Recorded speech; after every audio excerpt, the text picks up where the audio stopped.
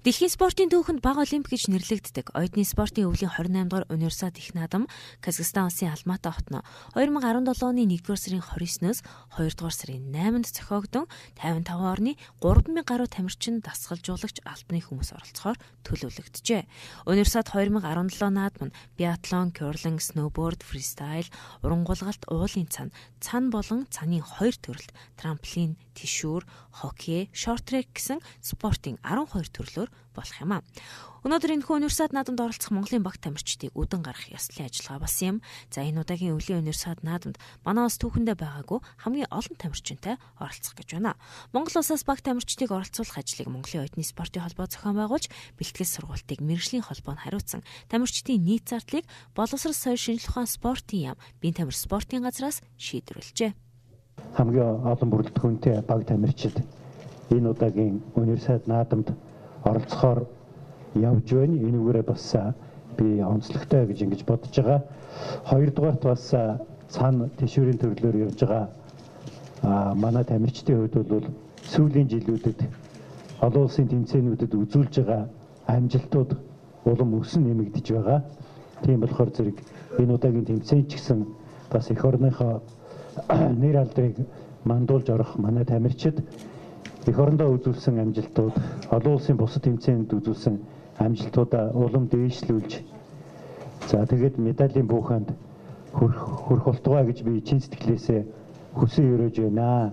Манай тамирчдын хувьд бол энэ бас холгүй гэж бодож байгаа. Манай цааныхан маань бас олон улсын тэмцээнээс медаль аваад эхэлсэн. Тийм болохоор зэрэг бас цаашдаа энд амжилтаа батах байхаа гэж бодож байгаа.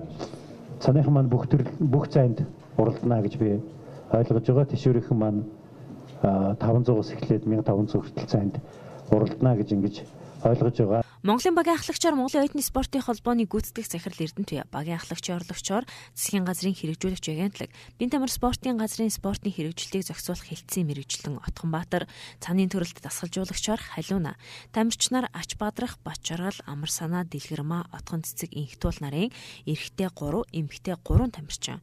За тишүүрийн төрөлд Долгор сүрэн дасгалжуулагчтай тамирчин Мөнхөд, Зоригт Баатар, Туяа, Зул нарын эрэгтэй 3, эмэгтэй 1 тамирчин оролцсноо. Баг тамирчдыг үдэн гарах ёслолын үеэр тамирчдад хувцас хэрэглэлийг нь гардуулж өгсөн. За энэ удаагийн универсиадын баг тамирчид Монгол брэндээр гоёх юм байна. Цааны шигшээ багаас маань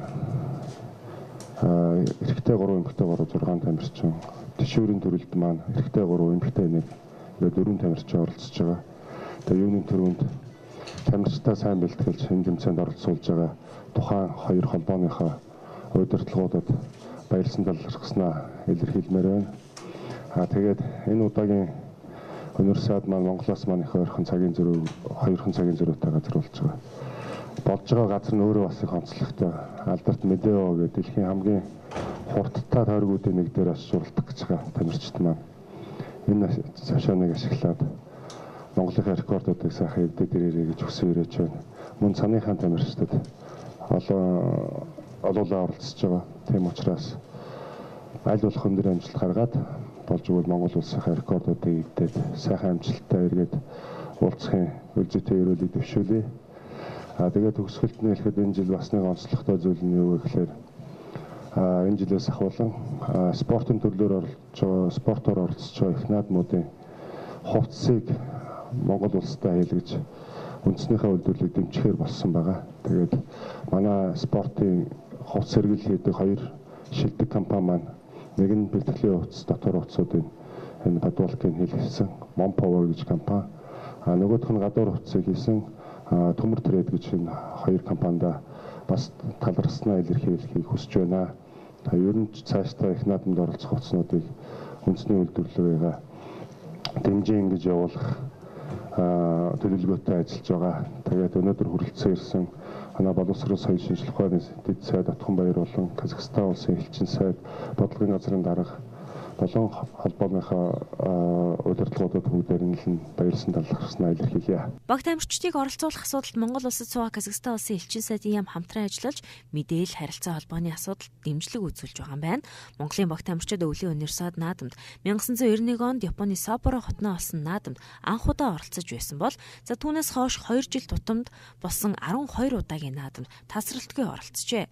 2005 онд Австрийн Инсбрук хотноо болсон өвлийн универсиад наадамд Монголын багт амьдарчид хамгийн олуулаа буюу за тишүүр, шотрек, цан, уулын цанын төрлөөр 15 хүнтэй оролцож байсан бол Алматай 2017 28 дахь удаагийн өвлийн универсиад наадамд мөн 15 хүний бүрэлдэхүүнтэй багт амьдарчид оролцохоор болоод байна.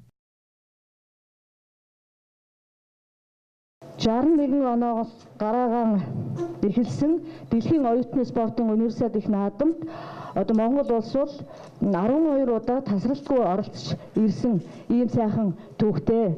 За энэ явцтай бол 2005 онд хамгийн олон хүний бүрэлдэхүүнтэй оролцож байсан гэж түрүүн одоо энэ удирдлагуудаас хэллээ.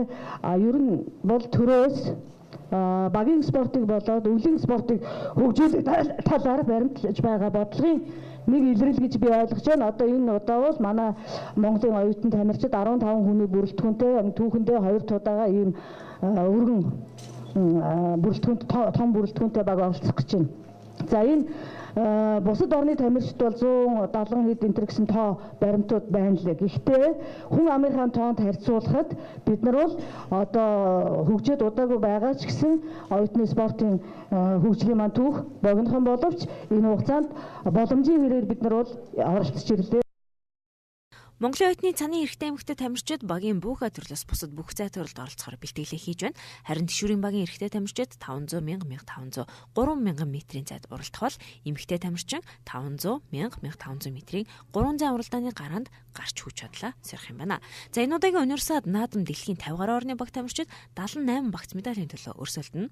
Алматай хотноо 1950-ад онд зохион байгуулагдсан өндөр уулын мөсөн гулгуурын цэнгэлдэх хүрээлэн медиод тишүүрийн тэмцээн болох Алатау биатлон спортын цогцлборт гүйлтийн цан болон биатлоны тэмцээнүүд явагдах юм а. 28 дахь удаагийн өвлийн универсиадын Монголын багийн төвчээр үндсэн шгшөө багийн тамирчин цаны спортын олон улсын хэмжээний мастер отгон цэцэг сонгогдсон. За түүнд Монгол төрийн далбаг боловсрол сойр шинж ухаан спортын дэд сайд Отгон баяр гардуулагч амжилт хүссэн юм а. 28 дугаар универсиадад оролцох тамирчдыг гаргаж өгөхөөр ёслол өгүүлж байна. Хувцаа бас гардуулж өгч байна. Тэгээд үнтэй зохицуулаад туга гардаа авлаа. Тэгээд бидний цаанчдын хувьд бол бэлтгэл сургуультай Эскар ресурс санын баазад бэлтгэл сургуультай гэдэг Олимпийн орон дээр байрлаж бэлтгэл сургуультай хийж байгаа. Урд нь цанын тамирчдаас 4-5 уулаа ордог гэсэн. Тэгэхээр өнөөдөр 10 тамирч ер нь урд нь орж байгаагүй олон хүний бүрэлдэхүүнтэй оюутны универсиадад оролцож байна. Оюутны универсиадад бол олон тамирчид оролцдог, олон Монгол дэлхийн лидер тамирчид оролцдог. Одоо ерөнхийдөө дэлхийн одоо тамирчид чи ерөнхийдөө залуу тэгээ оюутнуудаас сандаа ер нь доороос төрийн гарч ирж байгаа олон сайхан тамирчид оролцдог байгаа. Ер нь өрсөлдөөн бол маш өндөр байдаг. Тэгээд энэ тэмцээнд болохоор бүх зай төрөлтөө болж байгаа бүх зай төрөлтөд манай цанын тамирчид бүгд оролцох байгаа.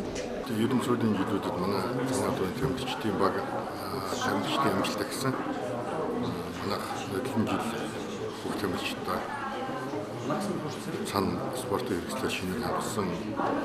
Тэгээд ер нь бол олон улсад олон явжин бэлтгэл хийсэн бэлтгэл сайн байна. Монгол улс анхудараа нэрлэн алтан мөнгөөр медаль авсан 26 тамирчдаас тэгээд энэ жил одоо ямар ч универсиад наадамд төлөвтэй боломжтой явуулж байна. Тэгээд боломжтой амжилт хүсье амжилттай байна. 28 дахь удаагийн өвлийн универсиадыг өндөр түвшин зохион байгуулахаар Казахстаны засгийн газраас наадмын бэлтгэл ажилд ихээхэн анхаарч байгаа юм байна. Бэлтгэл ажлын хүрээнд шинээр 12,000 хүний суудалтай болон 3,000 хүний суудалтай 2 хоккейн ордон, 5,000 хүний ортой оюутны хотонг шинээр байгуулж ашиглалтанд оруулжээ. Казахстан улс тус спортын наадамд 1993 оноос эхлэн оролцож байгаа. Түүнээс нааш өвлийн оюутны спортын наадамд 700 гаруй тамирчид оролцож нийт 125 медаль авсан байна. Одоогоор тус арга хэмжээнд 60-аад орноос 3,000 гаруй тамирчид оролцохоо мэдэгдсэн ба 30,000 гаруй жуулчид ирнэ гэсэн төлөвлөгөөтэй байгаа. Универсиадыг 80 гаруй орн руу шууд мэдээллүүдийн цацаж 1 тэрбум гаруй үзэгчид үзэн гэсэн тоо байна. Өвлийн универсиадын өрсөлдөөн өвлийн олимпийн наадамтай ижил гэхэд болно. Тиймээс Монголын баг тамирчид хувийн болон улсын рекорд ахиулахаас гадна 2018 онд Солонгосын Пьончанд болох өвлийн олимпиад оролцох оноогоо цуглуулах гол ач холбогдолтой юм а.